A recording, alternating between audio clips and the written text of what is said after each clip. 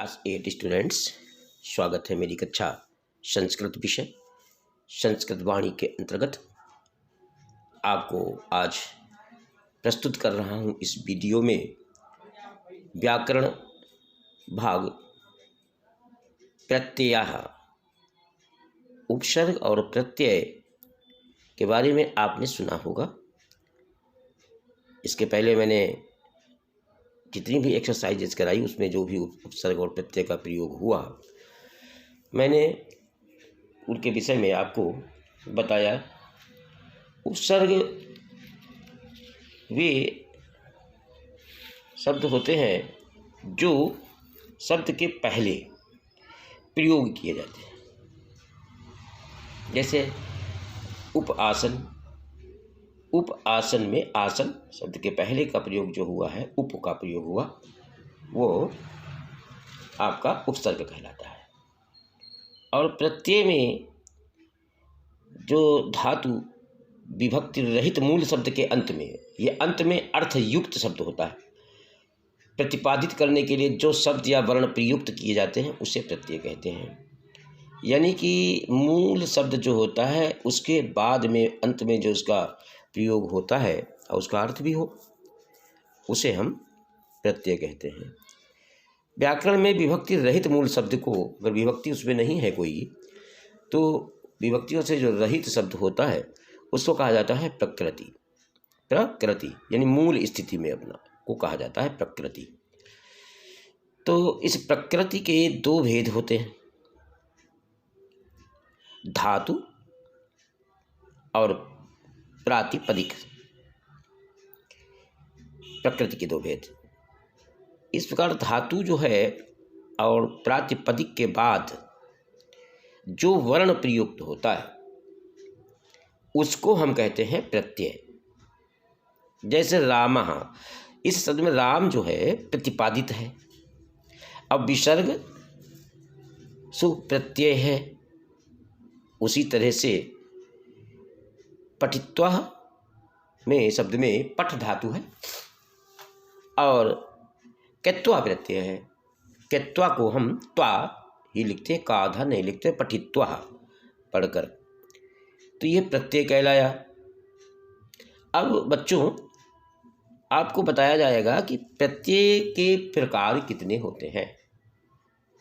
तो प्रत्यय 5 प्रकार के होते हैं जो नीचे लिखे हुए हैं। विभक्ति नंबर 1, नंबर 2 आपका कृत, नंबर 3 तद्धित, नंबर 4 स्त्री प्रत्यय, नंबर 5 धातु अवयव, धातव्यय। ये आपका प्रत्यय 5 प्रत्ययों में इसको बांटा जाता है प्रत्यय को। अब मैं एक एक करके आपको बताने का प्रयास कर रहा हूँ कि विभक्ति तो आप जानते ही होंगे, जैसे कि धातुओं के अंत में कहीं पर ती लगा होता है, कहीं पर ताह लगा होता है, कहाँ पर इंति लगा होता है, आदि प्रत्यय जो है वह आपको विभक्ति के बारे में बताए। तो विभक्ति कृत, तद्धित, स्त्री प्रत्यय और धातव्यय। विभक्ति को मैंने अभी बताया आपको, ती, तह, अंति और प्रातिपादिक के अंत में खु और जस आदि प्रत्यय विभक्ति प्रत्यय कहलाते हैं। तो इसमें कृत प्रत्यय क्या होता है? धातुओं के अंत में प्रयुक्त प्रत्यय कृत प्रत्यय कहे जाते हैं। जैसे पठ है, पठ धातु है, इसके बाद में कित्वा का प्रयोग किया गया, प्रयुक्त हुआ ये, तो कित्वा जो हो गया वो आपका प्रत्यय कहलाएगा, पठित्वा बन जाता है। और अगर क्यत है, पठ प्लस क्यत लगाया गया तो ये हो जाता है पठितः। आगम प्लस लेप प्रत्यय आगम्य, भू प्लस क्यत प्रत्यय भूतः। क्यत प्रत्यय जब लगता है तो तः हो जाता है, और लेप लगता है तो या हो जाता है आगम्य। क्यत्वा वाले में त्वा, गम प्लस लिट प्रत्यय गमनम, पठ प्लस क्यतपतु पठितवत, त्यज धम त्यागः, पठ तुमुन, तुमुन प्रत्यय पठितुम, पठ प्लस देन पाठा हो जाता है, पठ प्लस तव्यत में पठितव्य। तो ये आपका कृत प्रत्यय अनियर जब होता है पठ में लग गया तो पठनीय हो गया। इन सबके जो होते हैं अर्थ भी अलग अलग होते हैं। तो कृत प्रत्यय ये आपके कृत प्रत्यय कहते हैं, कित्वा लय पल्युट और कितवत तुमुन तव्यत अनियर दम आदि। अब तद्धित प्रत्यय भी कुछ होते हैं। तद्धित प्रत्यय जो हैं वह संज्ञा तथा सर्वनाम के साथ प्रयुक्त प्रत्यय तद्धित कहे जाते हैं। संज्ञा तथा सर्वनाम के साथ में जो प्रत्यय प्रयोग में लाते हैं उनको हम तद्धित कहते हैं। तो ये तद्धित में क्या होता है देखिए, यथा जैसे कि पच्छ प्लस ठक प्रत्यय लगा अगर तो पाक्षिक हो जाता है, और अण प्रत्यय लगा शिव में अण प्रत्यय लगा तो शैवः, अस्मद में छ प्रत्यय अस्मदीयः। पच्छ और शिव जो था ये संज्ञा शब्द थे, और अस्मद और भवत जो है ये आपके सर्वनाम शब्द हैं। तो इनके साथ में प्रयुक्त जो होते हैं प्रत्यय वो तद्धित प्रत्यय कहे जाते हैं। ठक अण छ ये प्रत्यय जो हैं ये तद्धित प्रत्यय कहलाते हैं। इसी प्रकार से अगला है आपका स्त्री प्रत्यय। स्त्री प्रत्यय में पुल्लिंग शब्दों को स्त्रीलिंग में बदलने के लिए जिन प्रत्ययों का प्रयोग करते हैं हम वे स्त्री प्रत्यय कहलाते हैं। जैसे अज है तो अज को अगर हमें स्त्रीलिंग में प्रयोग करना है तो अज प्लस टाप प्रत्यय लगा तो अजा हो गया। चतुर प्लस टाप प्रत्यय लगा तो चतुरा हो गया स्त्रीलिंग में। तो स्त्रीलिंग में जब हम प्रयोग करते हैं तो इन प्रत्ययों को हम प्रयोग करते हैं टाप, अजा, और आगे है दीप। आपको अभी और स्त्री प्रत्यय के अंतर्गत हैं, ये देखें आप, नेत्र प्लस डीप तो ये नेत्री हुआ। महिष प्लस डीप महिषी हुआ। खर प्लस डीप खरी। तो ये स्त्रीलिंग में जो परिवर्तित कर देते हैं प्रत्यय उनको हम कहते हैं स्त्री प्रत्यय। तो बच्चों मैंने आपको ये 4 प्रत्यय भी बताए। 5वां है आपका धात्वयव। धात्वयव प्रत्यय में धातु और विभक्ति के बीच जब ये सम आ जाए, शम आए, ऋच आए, प्रत्ययों का प्रयोग जब हो तब ये कहलाते हैं धात्वयव प्रत्यय। जैसे कि इसमें क्र प्लस ऋच आया, देखो तो ऋच आने से और ती धातु है क्र और विभक्ति है ती, इसके बीच में जब कोई प्रत्यय आया, ऋच प्रत्यय आ गया जैसे, तो ये हो जाता है कारयति। कारयति माने होता है करवाता है, और चर और ती के बीच में जब आया ऋच तो चार्यत हो गया चलाता है। पठ और ती के बीच में जब आया तो पाठयति हुआ पढ़ाता है। लिख ऋच आया ती तो लेखयति लिखवाता है। तो ये आपका धात्वयव प्रत्यय कहलाता है। ऐसे रट ऋच राटयति रटवाता है। तो धातु में जब ऋच प्रत्यय जुड़ने पर धातु जो होती है वो प्रेरणा अर्थक हो जाती है। जैसे करना से करवाना, पढ़ना से पढ़वाना पढ़ाना, पकाना से पकवाना और जानना से जनाना आदि जो शब्द हैं ये प्रेरणा अर्थक के रूप में है, प्रेरणा के अर्थ में हैं। जैसे कि आप देख लीजिए, आप पहला सेंटेंस आपका है माता गृह कार्यम करोति। माता घर का कार्य करती है, तो ये आपका करती हैं। तो ये आपका पहले हुआ आपका ये करती है। अब माता गृह कार्यम भृत्येन कारयति, भृत्येन मन नौकर, तो माता घर के काम को नौकर से करवाती है। अब यहाँ करवाती दूसरे से हुआ, पहले तो स्वयं था, अब ये दूसरे से जब कराते हैं तो वहाँ पर आपका ये धात्वयव प्रत्यय कहलाया। सा पुस्तकम पढ़ती, वह पुस्तक पढ़ता है, तो स्वयं है वह पढ़ता है वह पुस्तक। अब वह पुस्तक पढ़ाता है तो सह पुस्तकम पाठयति, वह पुस्तक पढ़ाता है। तो ये यहाँ पर आपका प्रयोग जो हुआ ये स्वयं वाला जो हो गया, ये पाठयति माने पढ़ाता है, दूसरे को पढ़ाता है इसमें। तो जैसे बताया गया था करना से करवाना, पढ़ना से पढ़ाना, ये जो है ऋच प्रत्यय लगने के बाद प्रेरक बन जाता है, प्रेरणार्थक हो जाते हैं। तो वहाँ पर ये आपका प्रयोग ये जो है आपका ये हो जाता है धात्वयव प्रत्यय।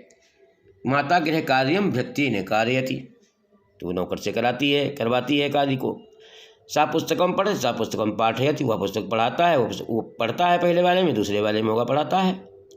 ऐसे ही कुछ और भी उदाहरण हैं, है ना। तो ये इसमें आपको दिए गए हैं।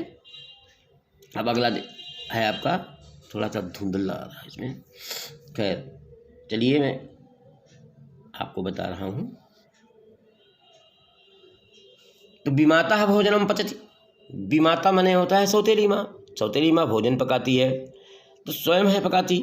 अब विमाता भोजनम भगिन्या पाचयति होगा, वहाँ पर किससे पकाती है? बहन से। भगिन्या माने बहन होता है, दूसरे से पका रही, तो सौतेली माँ भोजन बहन से पकवाती है।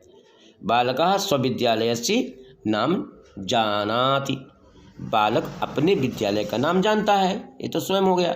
अब बालकः स्वविद्यालयस्य नाम ज्ञापयति, जनवाता है दूसरे से, तो ज्ञापयति माने जनवाता है। तो यहाँ पर ये जो है आपका सफिक्स, ये धातव्य सफिक्स हुए। सफिक्स अंग्रेजी में बोलते हैं इसको, अंग्रेजी भाषा में प्रत्यय को कहते हैं सफिक्स और उपसर्ग को कहते हैं प्रीफिक्स। तो यहाँ पर जो प्रयुक्त जो उदाहरण हैं, अब इनके आपको मैंने 5 जो आपको बताए थे प्रत्यय के भेद, पहला था विभक्ति, दूसरा था कृत, तीसरा तद्धित, चौथा स्त्री प्रत्यय और 5वां आपको बताया धातु यब। ये 5 प्रकार के प्रत्यय होते हैं। अब इसके जो हैं आपको कुछ इसमें उदाहरण दिए हैं, जो आप इसको मैं बता रहा हूँ, थोड़ा सा देख लें आप। इसके बाद में मैं दूसरे वीडियो में इसको बताने का प्रयास करूँगा। जैसे कित्वा प्रत्यय को अब हम एक एक प्रत्यय को अलग अलग समझाया जाएगा इसमें। कित्वा प्रत्यय, पठ धातु में जब कित्वा लगा तो पठित्वा हो गया, पढ़ कर। लिख प्लस कित्वा लिखित्वा हुआ, हंस प्लस कित्वा हंसित्वा हुआ। तो उसमें का जो होता है वो छिप जाता है, त्वा लगता है केवल, ये त्वा ना कित्वा है, और उसका मतलब होता है करके, पढ़ करके, लिख करके, हंस करके, जा करके, खेल करके, क्रीडित्वा, गमत्वा, कित्वा, क्रंदत्वा, क्रंदित्वा। तो आदि ये इसमें जो प्रयोग होता है इसका, ये इनके प्रयोग होते हैं व्यक्तियों के उदाहरण जो मैंने आपको बताया। जैसे सागृहम गत्वा दुग्धम पिबति, वह घर जाकर, गत्वा माने जाकर हो जाएगा, दूध पीती है, वह घर जाकर दूध पीती है, इसकी ये हिंदी हो गई। तो ये यहाँ पर हुआ कित्वा प्रत्यय। तो ये आपको मैंने कित्वा प्रत्यय के बारे में बताया।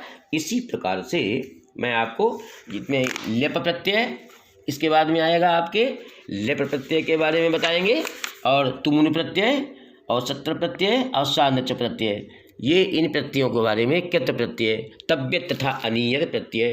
तब ये आपका जो है प्रत्यय का जो आपका चैप्टर है ये आपका कंप्लीट होगा।